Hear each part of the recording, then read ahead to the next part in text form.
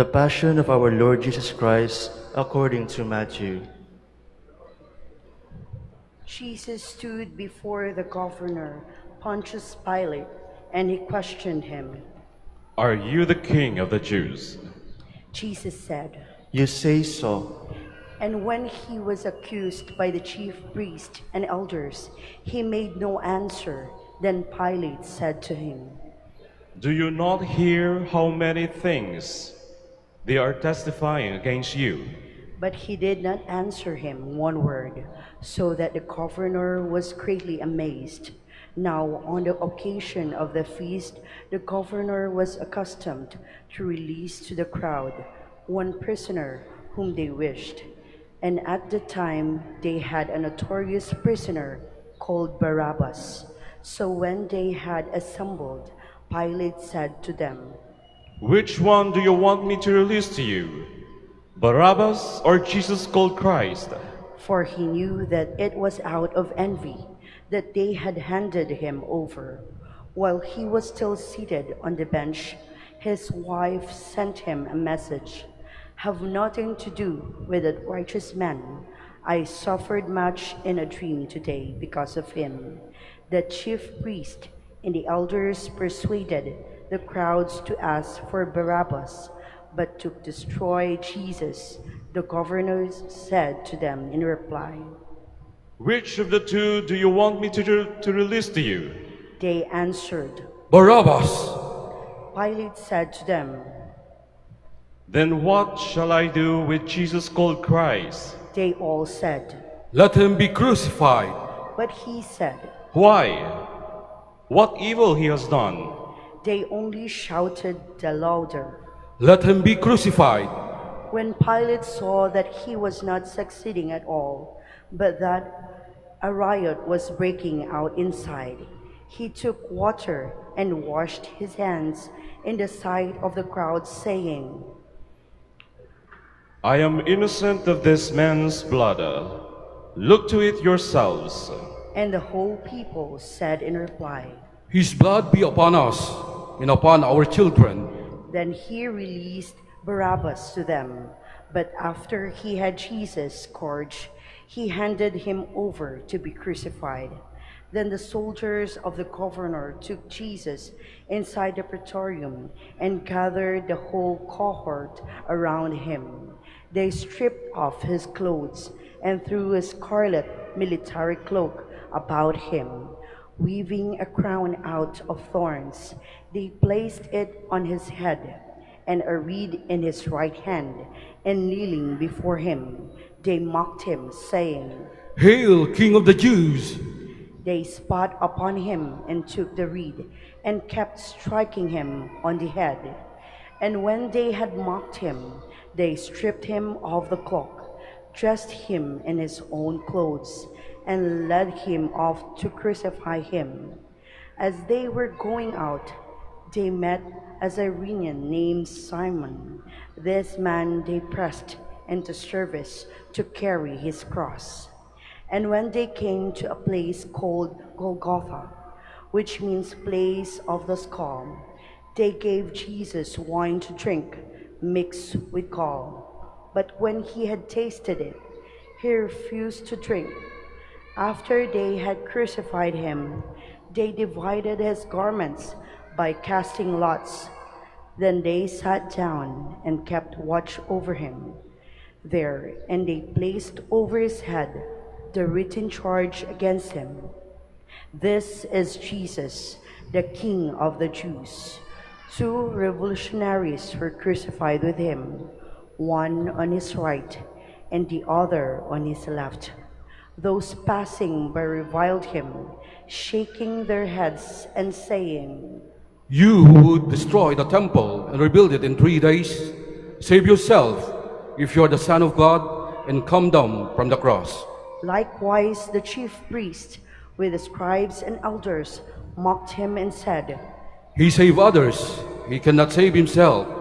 So he is the King of Israel. Let him come down from the cross now, and we will believe in him. He trusted in God, let him deliver him now, if we want him, for he said, I am the Son of God. The revolutionaries who were crucified with him also kept abusing him in the same way. From noon onward, darkness came over the whole land until 3 in the afternoon, and about 3 o'clock Jesus cried out in a loud voice, Eli, Eli, lema sabachthani, which means, my God, why have you forsaken me? Some of the bystanders who heard it said, This one is calling for Elijah. Immediately one of them ran to get a sponge. He soaked it in wine and putting it on a reed, gave it to him to drink, but the rest said, Wait, let us see if Elijah comes to save him. But Jesus cried out again in a loud voice and gave up his spirit. And behold, the veil of the sanctuary was torn in two from top to bottom. The earth quaked, rocks were split, tombs were opened, and the bodies of many saints who had fallen asleep were raised. And coming forth from their tombs, after his resurrection, they entered the holy city and appeared to many. The centurion and the men with him who were keeping watch over Jesus feared greatly, and when they saw the earthquake and all that was happening, and they said, Truly, this was the Son of God. the gospel of the Lord. Praise to you, Lord Jesus Christ. Please be seated.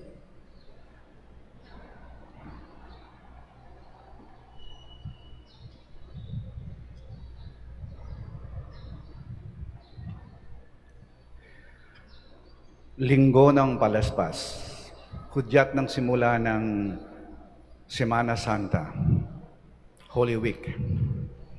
Isang linggo ng pag-ibig mula sa linggo ng Palaspas hanggang sa linggo ng muling pagkabuhay. Isang linggong ng pinakadakilang pag-ibig na pinakita ng Diyos sa tao. Linggo ng Palaspas. Anong kahulugan nito? Anong kahulugan ng Palaspas? Yung linggo ng Palaspas ay yung matagumpay na pagpasok ni Jesus sa Jerusalem. At pagpasok niya, sinalubong siya ng mga tao na may hawak na palaspas, winawagayway. Para bang kapag ka may VIP o dignitaries, no, yung mga bata na kalinya sa daan, may hawak na banderita, suplaglets, winawagayway. Simbolo ng masaya, may napagtanggap, welcome. Yung iba pumapalakpak habang dumaraan si Jesus. Yung iba umaawit ng Osana, Osana to the Son of David. Yung iba nga, tinanggal yung mga balabal nila, nilagay doon sa dadaanan ni Jesus, nilatag nila sa dadaanan ni Jesus. Linggo ng Palaspas. Pero anong kahulugan ng Palaspas? Kasi, kay daling magbago at makalimot ng tao. Alam nyo, nung linggo ng Palaspas, yung kamay na may hawak ng palaspas, pagdating ng Biyernes Santo, yung hawak ay mga sibat at mga pamalo na pumalo kay Jesus. Yung mga kamay na pumapalakpat habang dumadaan si Jesus, yun ang kamay na sumampal kay Jesus. Yung mga labi na nag-aawit ng Osana, papuri, yun ang mga labi, mga bibig na nagmura at dumura kay Jesus. Yung mga naglatag ng damit sa daanan ni Jesus, yung mga kamay na humablot sa damit ni Jesus, hinubaran si Jesus. Patinan nyo ha, linggo, Biyernes, ilang araw lang, kay daling makalimot, kay daling magbago ng tao, napakarupo. Kaya yung palaspas na yan, simbolo yan ng ating karupukan at kahinaan. Kaya dali nating magbago. Kaya alam niyo po, yung palaspas ng hawak niyo, ha, yan, magaganda, sariwa, may mga dekorasyon pa, pagandahan ng palaspas.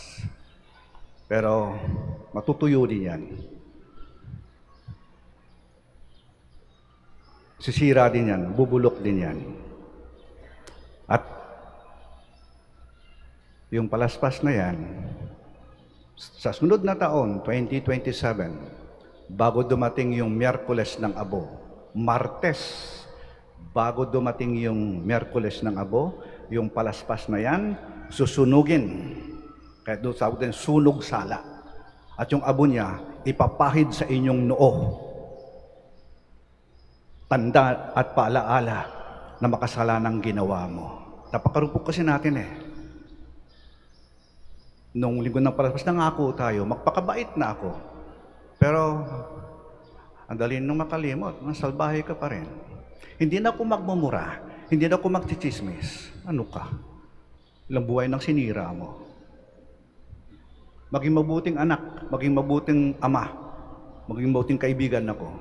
Oh? Kaya dali mong makalimot. Hindi na ako mangunguha ng hindi sa akin. Babayaran ko ng utang ko. Oh? Hanggang ngayon, di mo pa rin ginagawa. Ibig sabihin, napakarupok natin.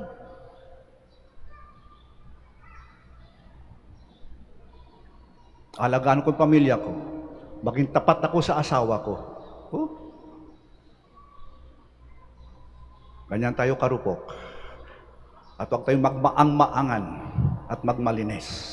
Alam natin yan.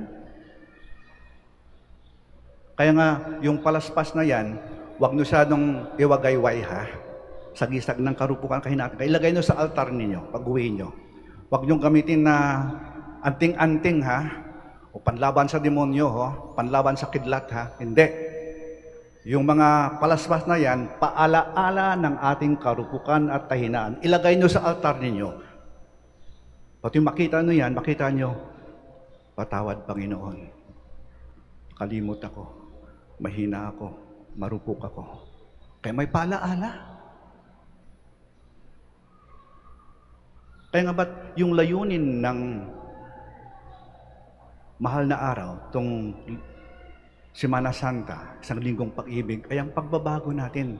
At ang pagbabago ay magaganap kapag may pagsisisi.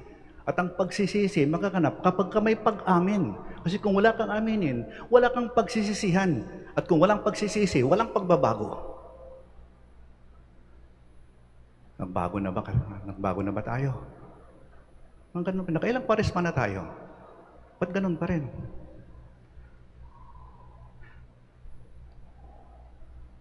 Simula sa araw na to, linggo ng palaspas, habang hawak natin yung ating palaspas, pag-uwi natin, tingnan natin ng mabuti. Ako to, maganda sariwa malinis pero napakarupok, napakamakasalanan ko.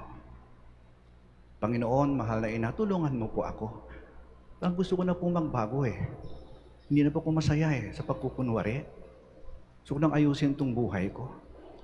Mabuting tao naman ako kaya lang dahil sa karupukan ko, nakakalimot ako. At ang pagkalimot, yan ang ugat ng kasalanan. Forgetfulness is the root of all sins. Kaya paalaala. At yung palaspas na yan, paalaala. Ako'y tao, marupok, mahina, makasalanan. Ngunit, patuloy akong minamahal ng Diyos. Patuloy akong pinagkakatiwalaan ng Diyos. Patuloy akong pinapatawad ng Diyos. Panginoon, mahal na ina, sana makunan ko ng sapat na lakas at katatagan upang ayusin na at baguhin ang aking buhay. Tulungan mo ako, Panginoon. Tulungan mo ako, mahal na ina. Nais ko na pong tunay na magbago. Huwag kong sayangin ang linggong ito ng pag-ibig.